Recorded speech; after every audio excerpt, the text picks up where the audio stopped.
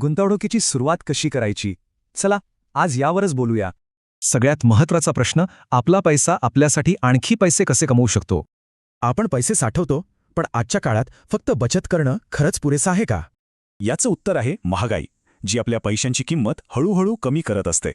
इथेच गुंतवणूक कामाला येते. म्हणजे भविष्यात परतावा मिळावा म्हणून पैसे गुंतवणे. सोप्या भाषेत सांगायचं तर आज पैसे लावा आणि भविष्यात जास्त पैसे मिळवा.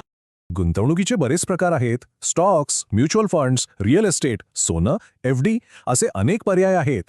पण लक्षात ठेवा, प्रत्येक गुंतवणुकीत धोका आणि परतावा हे सोबतच येतात. त्यामुळे धोका आणि परतावा यामध्ये योग्य संतुलन साधणं खूप महत्त्वाचं आहे.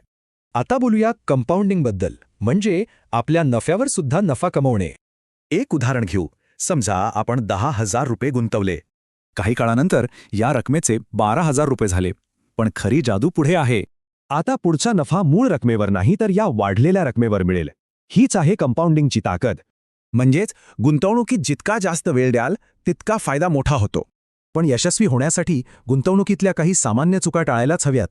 यशस्वी गुंतवणुकीचे काही सोपे नियम आहेत. नेहमी लांबचा विचार करा आणि नियमित गुंतवणूक करा. सोप्या भाषेत गुंतवणूक म्हणजे आपल्या पैशाला आपल्यासाठी कामाला लावणं.